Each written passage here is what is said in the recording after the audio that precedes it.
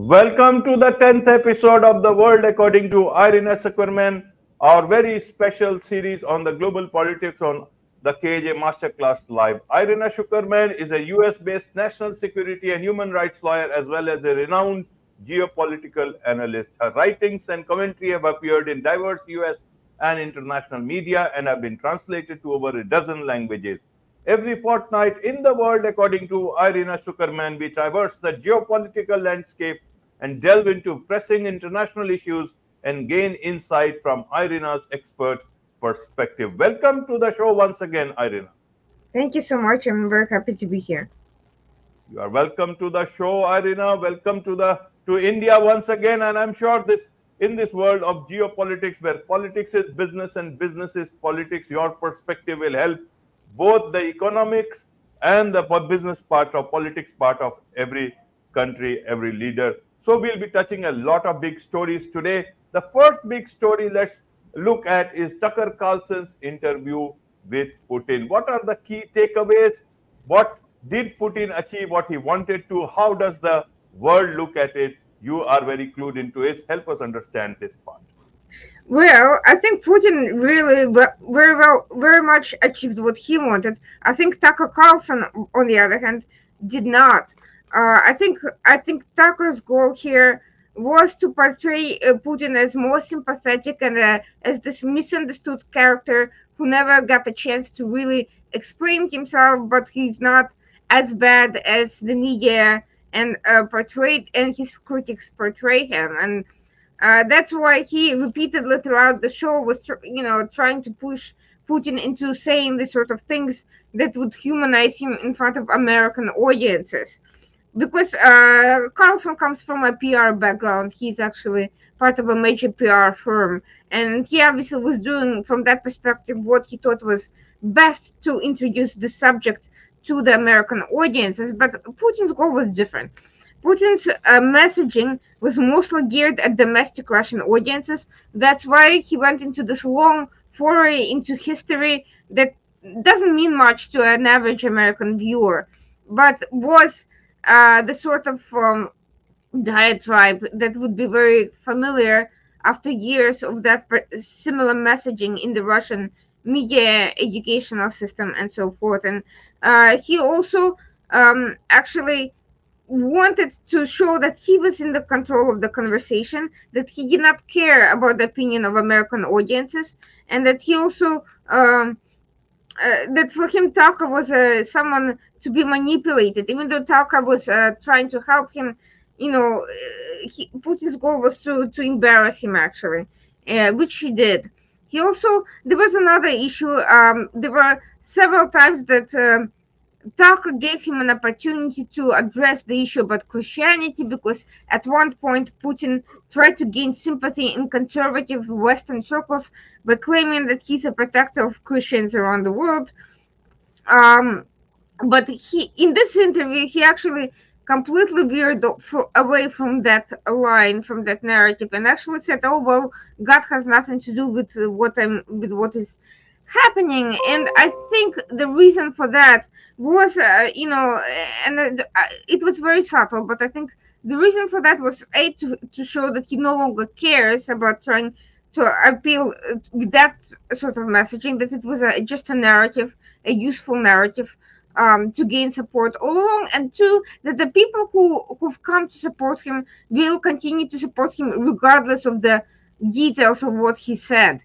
And that is actually true. I don't see that that anyone who was on his side before this interview suddenly moved away and said, well, because he said all these things, we're not going to make these claims. Actually, the claims became more brazen after the interview. Tucker Carlson went to UAE, where he started attacking not just the Ukraine, but Israel this time, and the US support for Israel. And that was very much along the same lines that Russia is currently supporting. So he became much more open. Previously, Tucker Carlson was less open about that. He said that, well, previously he would say that he preferred Israel over Hamas and so forth. So we are seeing that actually Russia is becoming much more open about the type of messaging that it's going for, and much less interested in trying to win over independent voters who are, kind of in the middle, or, or critics. This is more about solidifying support, becoming much more direct. So we're seeing that this interview was in fact a change, a sort of a turning point in some respect.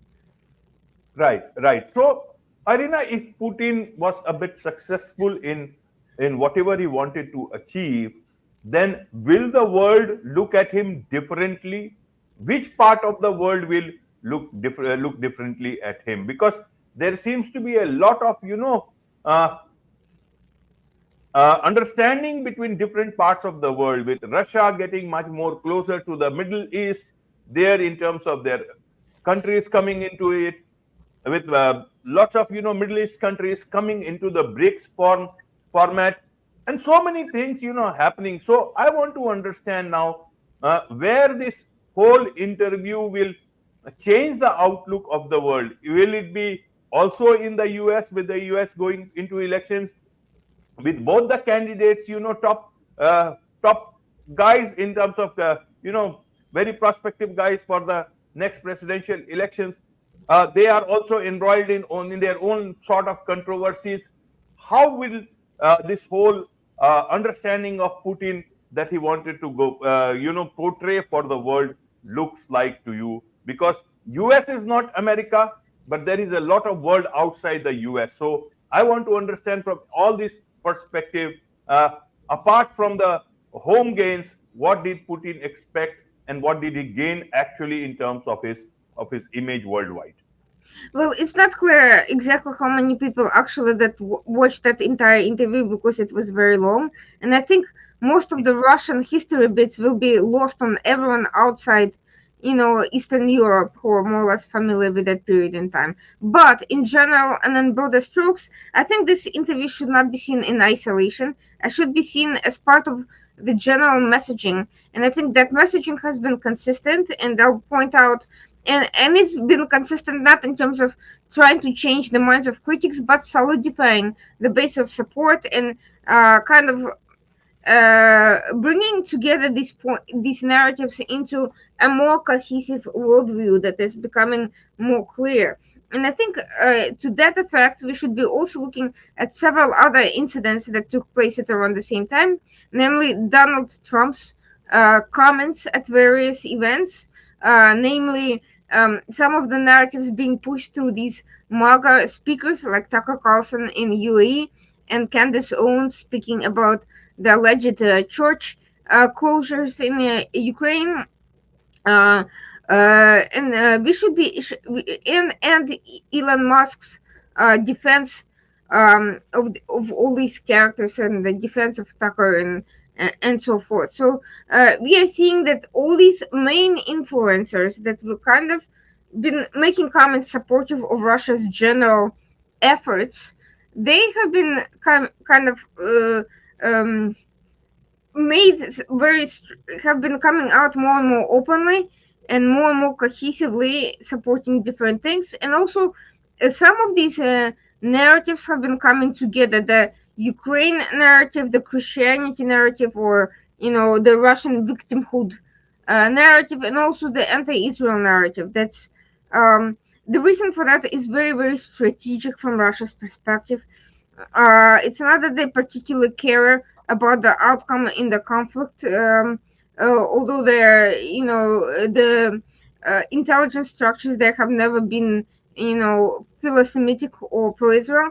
But the real reason is that it's trying to move closer to the Arab world, to the Muslim world, and specifically, especially to the anti-Israel groups within that Arab world. So it has been playing up the narratives that resonate in the media, and there was actually Al Jazeera picking up on many of the points related to Tucker and some of these other characters. So there's, without a question, a coordination with the Middle Eastern media, and an effort to kind of bring all these people together into a cohesive front.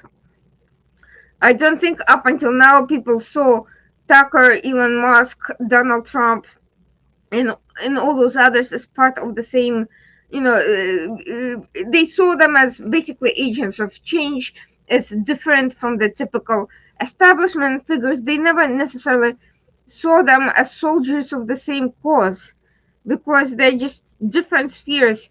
Musk is a businessman, Tucker is a media personality, Trump used to be all of these things plus also a politician. But now we are seeing that all these people are reading quite in a more coordinated way from the same script and repeating the same narratives, and all of that is being um, echoed throughout the world, and not just in the US. We are very much seeing it being targeted to other countries. Right, right, Irina. If I understand, I read one of the international political newsletters written by some very eminent guys, and in that they mentioned two things that Tucker Carlson should have, asked but missed or did not ask. Was one is the high casualties of of Russian soldiers in Mhm. the Russia-Ukraine war, and secondly, in terms of the political, uh, the way there is no opposition coming up, and the way opposition leaders are being not so handled as as they should by any administration. So that political part did not come up, as well as the war part did not come up in that. What would your reaction be to this? Well, obviously, he did not want to embarrass Putin, and his goal was not, this was a PR interview. This was not a tough interview. I mean, when he asked questions about Evan Gershkovich, the American Wall Street Journal reporter who is awaiting trial in Russia, this was not out of goodness of his heart. This was yet another opportunity for Putin to redeem himself in the public view and to portray himself as a reasonable man. But of course, Putin did not take that opportunity and did not, really say, "Oh well, I'm going to give you this goodwill gesture and let you take him away and be a hero." So Putin very much retained that leverage, bargaining leverage that he is using that reporter for, and Taco, on the other hand, completely deflated in the eyes of many. Even, the image of Putin did not change, but the image of Tucker did, because he looked, dazed, confused, and not in control of the interview as a journalist. And he also was, running these softball questions, and it was very obvious that he was trying to play up to his audience and also to the MAGA crowd that he thought would welcome this sort of coordinated approach. But he ended up being used and tossed away, and this is. But interestingly enough, even after that experience, he he continued touting the same line when he went to UAE. So it's curious that even after being embarrassed, he did not, kind of say to himself, "Well, I mean, I'm clearly being used here, and being played for a fool, and I'm being embarrassed, and people can take me seriously as a journalist if I can't ask challenging questions. So why should I continue to play along?" But nevertheless, he did. Right, right. To be fair to Carlson, it was an important interview for him, big interview. Nobody else had been given that chance, and he got it. So he has to work within the confines of, uh, the conditions that laid down. Many a times, sometimes the name becomes important. The questions come later on. Be that as it may, now I understand, that in one of the places I read that, Zelensky now has been also, there has been an invite about an interview with Tucker Carlson. What do you think of this? Will Zelensky be tempted to accept that invitation, or would he let it go because there is so much of on his plate right now with the with the funding from the U.S. That bill that has been passed by the Senate, so yet to pass in the House. And secondly, in terms of the change in generals there. So, do you think going forward, how does this look like to be going with this interview politics happening? I think presidents, heads of state, leaders of any kind should be taking challenging and even hostile interviews, and they should not be hiding from the media. And quite frankly, there's a lot of questions about Ukraine's strategy that I think journalists have a right to ask. The issue with Tucker is that he is absolutely not acting in good faith, and his questions are not just going to be tough questions. They're going to be biased, and I'm not entirely sure that this interview is not going to be would not be manipulated in a way to not let Zelensky answer the questions correctly. If Tucker can guarantee that the interview would be um, aired in its entirety and not maliciously edited to serve a propaganda point, then I don't see why not. But if this is not something, but if there is a concern about it, if there's a good likelihood that Tarka will use it not to, demand answers to tough questions, because Zelensky would answer them once and for all, although many of these questions are fairly predictable, and I'd wager that both Zelensky and his supporters in the West have already answered them many times over, but I think that's not the goal of the interview. I'm not entirely sure that Tucker is not trying to use that as an opportunity. So I would condition that interview if I were Zelensky on ensuring that good faith standards of an interview are met. Otherwise, I would not take it without those guarantees. Right, right. Now, Irina, let's move on from Putin interview to the US. What is happening with the special investigators report on Biden? A lot of, uh, dust flowing in there with this Biden probe. What help us understand for a common person in this part of the world, how should they understand all these, controversies about documents, being in his role as a vice president, and now this is coming back to him during such a crucial time as the presidential elections.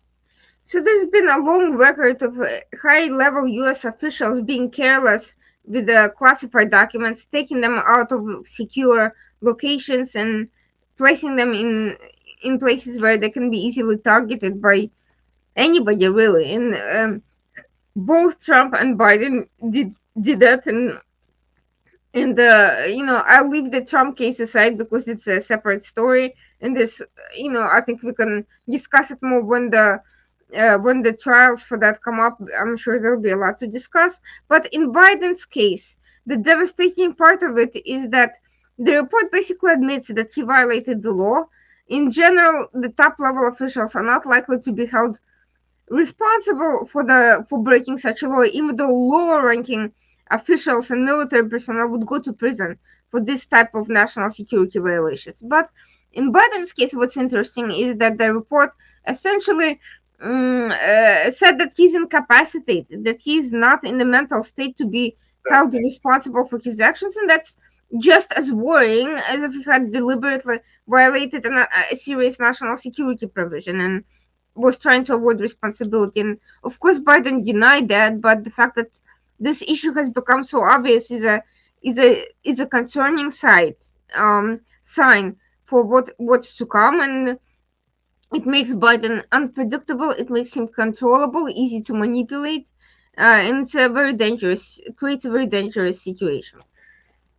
Right, right. And Biden went on to clarify that he is in very good shape, and then that in that whole conference where there is confusion between Mexico and Egypt. So that did not turn out as well as it wanted, especially in the backdrop of also about his standing as a presidential candidate. The Israel thing, he had shown a lot of support toward Israel, but then he wanted Israel to look at things differently, and that is not happening. And all these things are coming out in the public, and Biden is not looking good, at least from this part of the world, the way this whole Gaza thing is happening. How do you look at all these things? Why is Netanyahu not looking, not listening to Biden when Biden was supporting him so much? Well, look, I think Biden's support is very much appreciated by Israel and by Netanyahu, but at the end of the day, Israel is facing an existential threat, and no amount and U.S. is facing an election year, and those are two things that are incompatible. U.S. has to deal with the pressure from various segments of its population, including those who are more concerned about the humanitarian crisis or human losses in Gaza, and some of them are outright, Hamas supporters, and there are such people, and they're being funded, and it's very concerning. But Israel has to, its primary goal is to protect its citizens, as any country would be in its situation. When U.S. was facing a task of dealing with Afghanistan after 9/11, nobody was telling the U.S. what to do. And yes, you can say that the standards are different from for big countries rather than small countries. That Israel is dependent on U.S. support, and therefore U.S. has leverage to put that sort of pressure. But we all know that had it not been the election year and had it not been for this publicity, I think the calculus would have been very, very different. And that's it has to be managed. But at the end of the day, if Israel has tried to be accommodating to the point that it actually damaged its effectiveness in the field, and that's actually part of the problem because Israel was trying to be flexible and accommodate multiple goals, both of its own and of Biden's. It has it has actually prolonged the situation that should have been, because it now has to go door through door, and it's trying to minimize human casualties, but that means placing its own troops in danger, and there's been pauses that gave Hamas, a time to return to rearm in parts of Gaza that the Israeli military has moved away from. So U.S. advice has not been all that effective operationally. At the end of the day, U.S. still wants Israel to vanquish Hamas, and there are multiple goals that, in my opinion, are contradictory. Because Hamas is a terrorist organization, it's willing to use hostages as leverage. It's willing to sacrifice as many people as fits fit, and doesn't abide by any international code of law.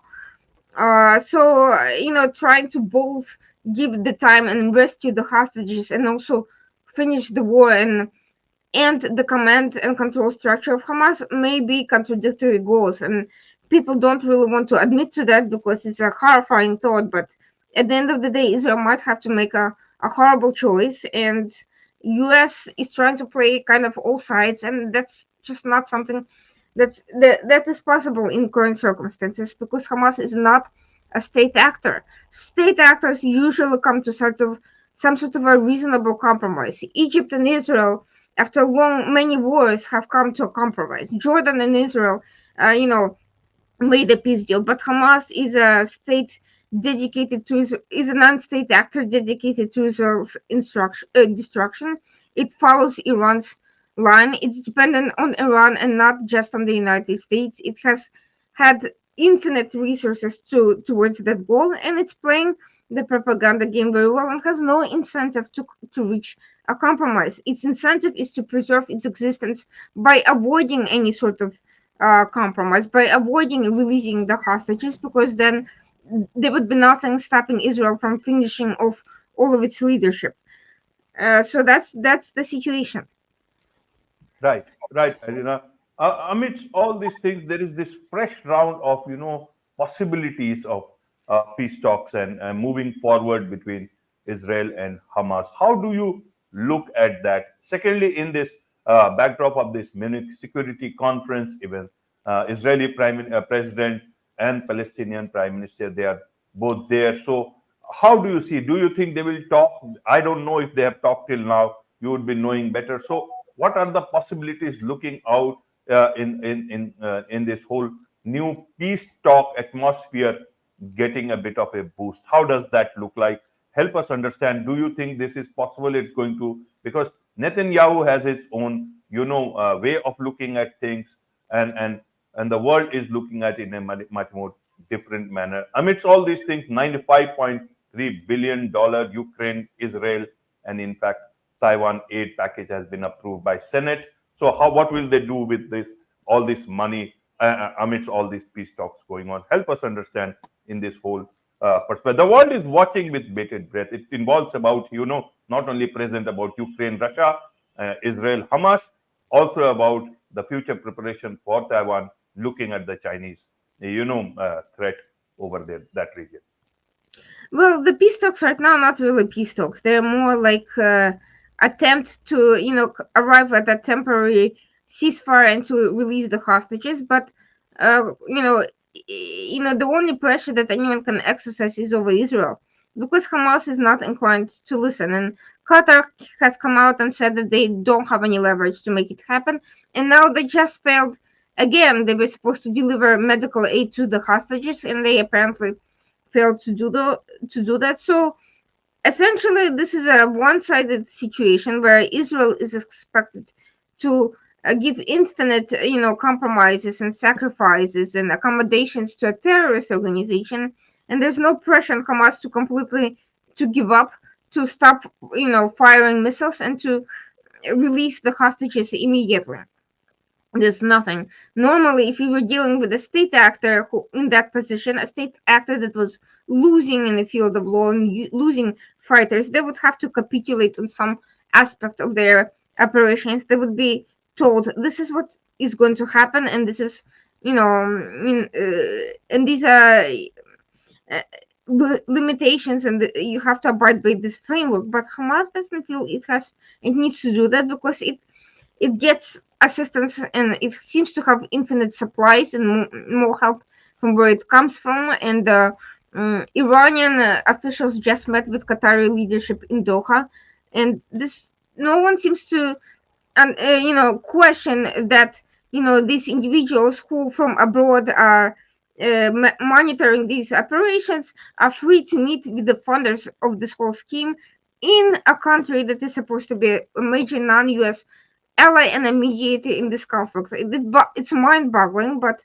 I think these negotiations are a complete farce, given that there's absolutely no pressure on any of the actors who are actually responsible for this conflict. The Doha leadership, Iran, and so forth, to take any measures to actually resolve it. And so long as the pressure remains only on Israel, nothing is going to happen. As far as funding is concerned, for the time being, that bill from Senate is not going anywhere, because it needs, it needs to be coordinated with the House. And Speaker Johnson announced immediately that it was going to block this bill. The reasons are entirely political. They have to do with the fact that the House actually hollowed out the immigration portion of the bill, the border security, which they're now using as an excuse to block this measure. But the reality is Trump essentially told the House Republicans not to move forward with any bipartisan measures that would give Biden any credit for border security, and to block it because he's planning to campaign and run in the general election on that particular issue. So the result is stagnation, and the way to move forward is for to gather enough votes to override Johnson's block, or else to oust him, which may not be easy. But on the other hand, Johnson has a very slim majority. So and right now the Republicans just lost another seat after a special election regarding George Santos, replacing George Santos. So I think it's very likely that Democrats may be able to exert some sort of political pressure and kind of overcome the situation, but I don't think it's going to be very quick. I think it's going to take some time. Right, right. And amidst all this, the Munich Security Conference, Russia not invited, Iran not invited, other players invited. What does it mean for the rest of the world? What has happened there? Any highlights that we should be aware of that can help us our understanding of that part of the world? Well, I think it's not surprising that Russia and Iran are not invited, because they're deemed to be responsible for the two of the major conflicts we're going on again. How can they possibly be, with a straight face appear at a major security conference and then essentially, as aggressors, basically make these claims and demands and manipulate public opinion? I don't think it would be a serious conference if they allowed them to do that. That said, I'm not entirely sure that having the Israelis and Palestinians is going to change the calculus there, because I don't think Abbas has any control over what's happening in Gaza at all. And I think even after the conflict is over, he will have trouble enough dealing with what's in the West Bank, much less in Gaza.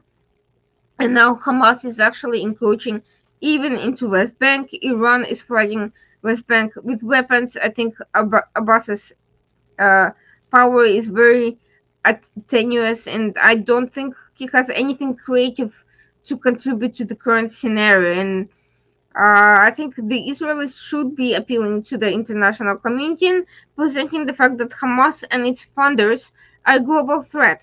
And moreover, it's not just as Iran and its proxy network that are responsible for funding and supporting Hamas, not even just Qatar and Turkey, who've also contributed significantly, but all these European NGOs that have continued to pour support without any sort of structure to ensure that aid is getting to civilians and not to a terrorist organization. And they've known for years that all of these funds were being co-opted by UNRWA and through other efforts. And unless this issue is addressed at Munich right now, and unless all of these European state actors who have been very much creating this, contributing to a destabilized situation in Gaza, hold themselves accountable for examining European role in all of this and putting an end to their own contributions, I think this conflict will go on indefinitely. Right, right. Now let's look at this whole, new way of India engaging with the world, especially in the with the Middle East, and with Middle East, more Middle East countries are expected to, look at joining BRICS. How do you look at this whole Indian approach with Prime Minister? Our Prime Minister is right now in that part of the world. He's just visited UAE, moving on to the to Qatar. And so, how do you look at that with more engagement, independent engagement with the Middle East countries, with Middle East countries coming into BRICS, with China being there, Russia already being there? How do you see this whole thing of India's engagement in the backdrop of BRICS, with China and Russia? So I mean, I think obviously India is trying to both compete for influence with China and also to cooperate on economic issues where it makes sense and to have a broad scope of relationships. But I think I think it's premature to look at the multilateral alliances and blocs and their success. I think we're at a very early stage, and while there is definitely growing cooperation in economic areas, in technology areas, and research, I think all of these are very rudimentary, and there's a lot to be worked out before we can really call these issues a success. I know Russia and China, particularly, focused on creating alternative financial systems. There's a lot to be said about currency. I don't think a lot of it is going particularly well, with the exception of sanctions busting mechanisms. But in terms of positive achievements, I think it's worth looking at bilateral relations, and despite various global crises challenging multilateral alliances, the bilateral relationship building, I think, is going very well. I think the UAE India alliance is actually quite promising. There's been a lot of recent talks of investments into India by UAE leadership now, with Prime Minister Modi visiting UAE. I think we are going to see even more flourishing of economic and energy cooperation. Um, and that also brings us into the India energy week. It's becoming a major player on some of the top issues that are of interest to the GCC countries. We've also seen a level of diplomatic success in on other fronts, with India being able to secure 8 of its citizens who've been charged with espionage and sentenced initially to execution and then to life in prison in Qatar. So that's also No matter, if you're really cynical, you can ask what has Qatar gotten out of it politically. But regardless, on the surface, it appears to be a major diplomatic success, and it should be celebrated. Absolutely, absolutely strong diplomatic understanding with Qatar on the freedom for the Indian Navy men, and they are many of them are back home. So that's a great thing. And in terms of security, energy security, a lot of India seems to be the destination of the world in terms of investments. Especially, India had just this energy India Energy Week just a few days back, and that is going to be very very prominent when it happens next year in New Delhi. So how do you see this energy thing with regards to India and the world engaging with India in terms of investment, especially for the Middle East, who wants to look at the new options for at looking at energy needs of the world, including India. India is a big place where there'll be a good demand for energy from all different ways as India tries to develop with a strong force with all the investment from the world that is anticipated. Well, I think in terms of investments, things are moving fairly quickly. I think India usually takes its time to examine opportunities, but once it does commit to a particular line, I think there's been a lot of success in Indian companies taking a portion of the market in London and elsewhere. I think with the Middle East, it's likely to flourish as well. Now, the question of the practical cooperation on research development of these products and creation of various things, whether they're hydrocarbons or nuclear or any of the myriad of other opportunities, that's going to take more time. But I think the timing is right for various developments, and I think the key to note is that not one of those things is a perfect solution to anything in particular, but each country will work out the combination of investments into particular areas that will give them the optimal position in the global market and in terms of its own domestic needs as well. And I think India is looking at a whole range of major opportunities and major factors, ranging from hydrocarbons to various other types of energy to shipping industries and rare earth minerals and various forms of cooperation and management and professional skills. So I think as long as these major annual events are followed through by consistent workshops and investments into kind of the process along the way in each of these areas beyond these occasions, I think it's very clear that India is going to be a very very serious player in the near future. It is already, but it's going to be even more so. Right, right, indeed, indeed, and that's the way economics is ruling everywhere. China is facing its own difficulties, challenges in terms of its own economy there with Evergrande and all those things happening. Then the Silk Route and all those routes thing happening and giving its own challenges. The world is looking at India in a very very different manner. Be that as it may, let's look at the political part of it. Elections happening a lot across this world. This is the year of elections. Of almost half of humanity is going into elections.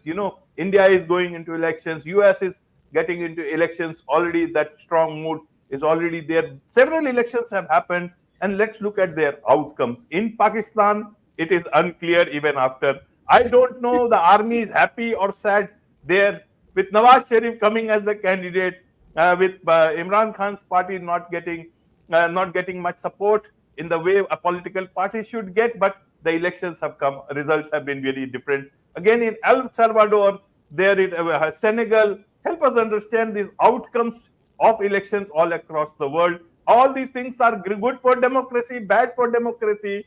How do we look at it from a very neutral perspective? Well, let's say that El Salvador case is very easy because the support there for President Bukele's re-election was overwhelming, and no one could argue that it was actually a real support. It was a fully democratic election, and he gained vast popularity by both his economic policies, introducing cryptocurrency while balancing it with more traditional um, avenues of financing, but also with his crackdown on crime, which has been a bane of El Salvador's existence for decades. I think tourism is up, the economy is doing well, and it's becoming a very safe place to live, and people are happy. So, despite all the controversy and attacks on him, I mean, he is following um, he's following the law. People support his rule, and I think it's all good. Senegal, on the other hand, the indefinite postponement of elections, as at least till December of this year, if not past that, is very concerning. There's been a team of ECOWAS countries sending a delegation to try to resolve the situation. It doesn't sound like that will be resolved anytime soon. And there's already political troubles with Nigeria, so we don't know what's going to happen. I hope another conflict can be avoided, because there are conflicts popping up between various African countries all over the place, and it could really destabilize the continent. In terms of Pakistan, that's a complete disaster. I mean, the very reason Imran Khan was sentenced for lengthy terms was probably at least partly political, to try to keep his party out of government. There's been interfactional um, fight in Pakistan. I believe his party, very populist party, was seen as excessively open about its closeness to Russia and China, alienating the United States, and being just controversial in many ways that the military found destabilizing. But I think the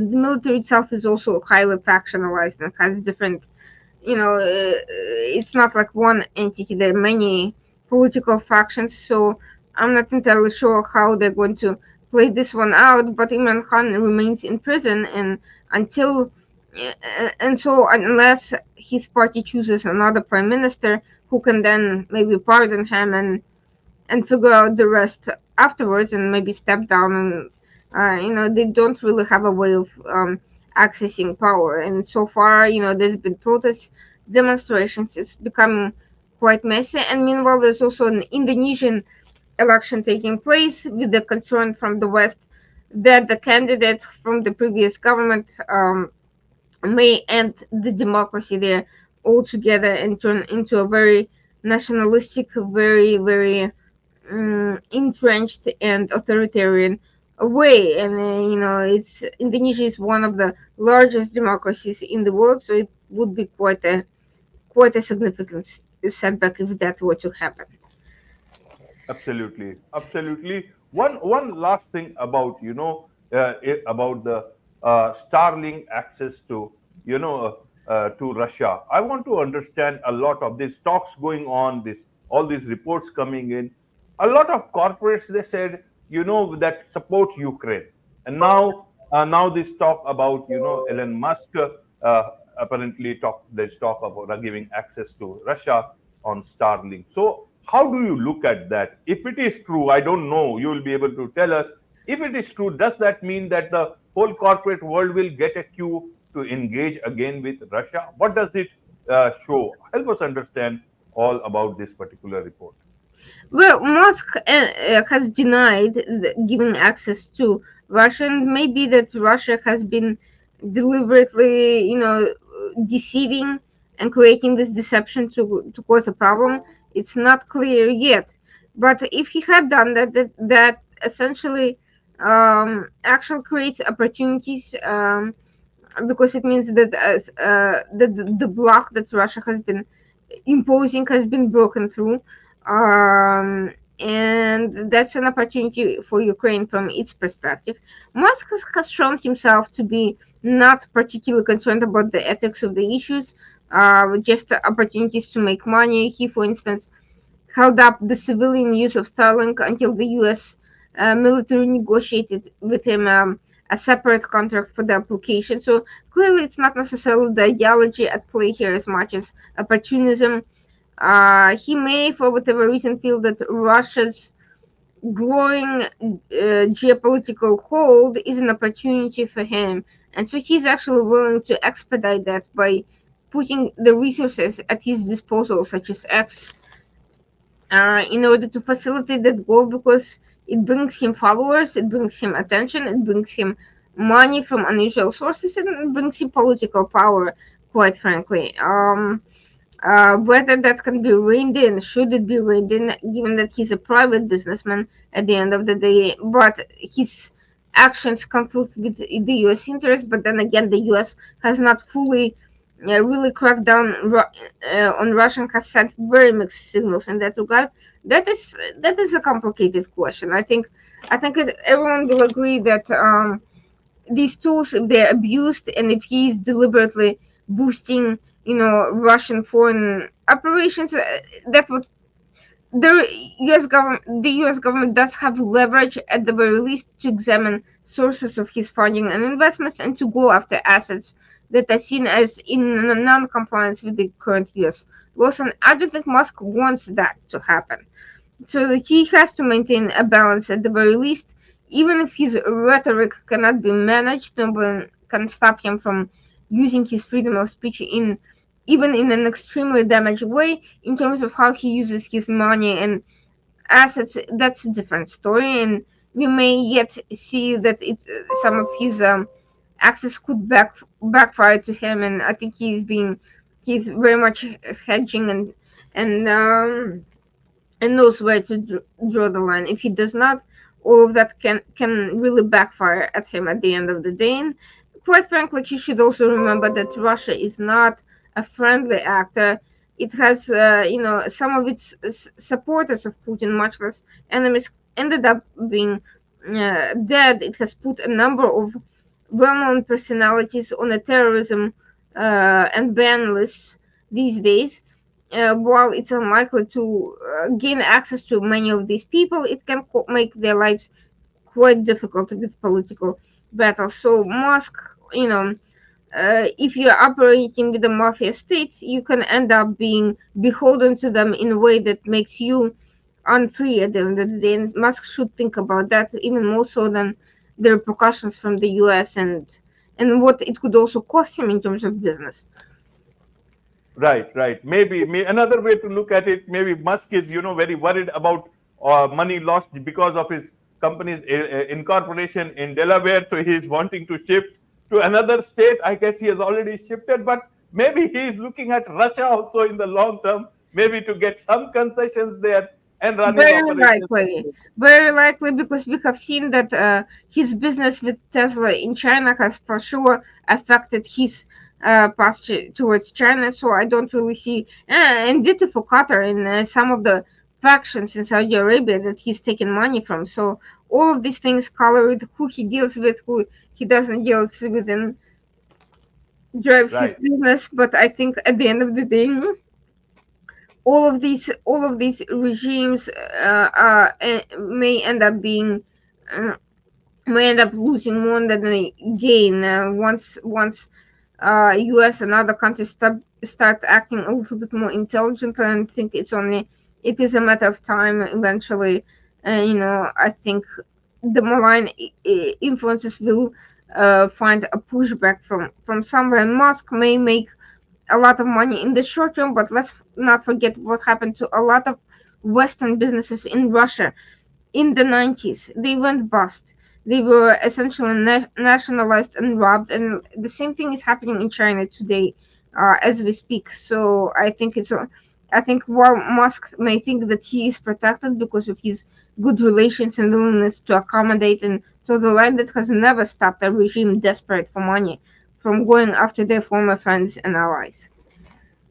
Right. Be that as it may, a lot of things keep on happening in the world. They will continue to happen, and as they happen, every bi-weekly we will be bringing you, the world according to Irina Tsukerman to make sense it of all. With this, it's a wrap on this very special episode of the world according to Irina Tsukerman on the KAJ Masterclass Live. Thank you once again. Thank you so much.